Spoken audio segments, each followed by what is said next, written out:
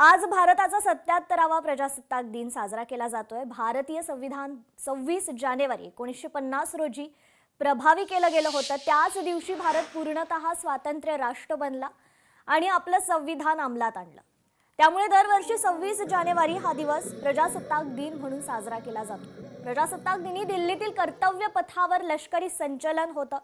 यावेळी विविध राज्यांचे चित्ररथ भारताच्या विविधतेने नटलेल्या संस्कृतीचं प्रदर्शन करतात। यंदाच्या प्रजासत्ताक दिनाच्या संचलनात महाराष्ट्राचा चित्ररथ देखील सहभागी होणार आहे। आत्मनिर्भर भारत या संकल्पनेवर हा चित्ररथ सजवला गेलाय। यामध्ये महाराष्ट्रातील गणेशोत्सवाचं दर्शन घडतंय। महाराष्ट्राच्या चित्ररथावर अष्टविनायकांच्या प्रतिकृती आहेत, ढोलताशे आणि गणपती बाप्पांची मूर्ती दिसते।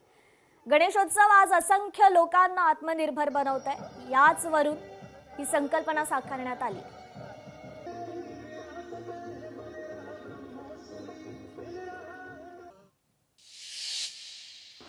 भारताच्या 77व्या प्रजासत्ताक दिनाचा उत्साह सर्वत्र पाहायला मिळतोय। सोलापूर जिल्ह्याची वरदायिनी असलेल्या उजनी धरणातून पाणी सोडण्यात येणाऱ्या सांडव्याच्या दरवाजांवर तिरंगी रंगाची विद्युत रोषणाई आज करण्यात आलेली आहे। यामुळे या परिसराचं सौंदर्य अधिकच खुललंय।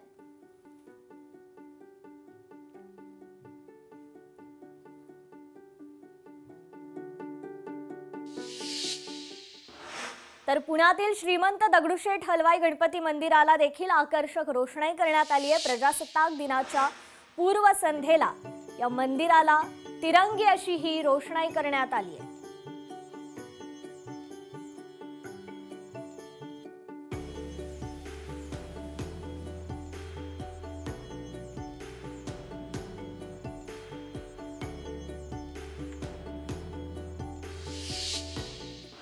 प्रजासत्ताक दिनाच्या पूर्वसंध्येला सर्वत्र विद्युत रोषणाई करण्यात आली आहे। भंडारा नागपूर जिल्ह्यांना जोडणाऱ्या आंभोरा पुलावर देखील विद्युत रोषणाई पाहायला मिळते। ही तिरंगी रंगाची रोषणाई पाहण्याकरता नागरिक मात्र मोठ्या प्रमाणात गर्दी करतात।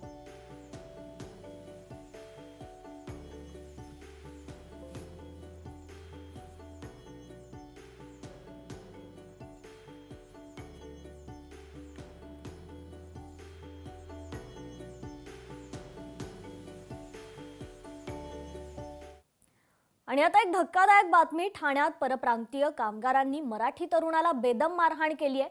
ठाण्यातील शिवाईनगर परिसरातील निळकंठ कॉम्प्लेक्स लेक्स व्ह्यू या इमारतीतील ही घटना आहे। गाडी धुवत असताना पाणी उडाल्यानं बाचाबाची झाली। टोळक्यांनी मिळून खरं तर ही मारहाण केली आहे। लोखंडी रॉड चाकूच्या सहाय्यानं तरुणावर गंभीर वार केलेले आहेत। या हल्ल्यात तरुण मात्र गंभीर जखमी झालाय।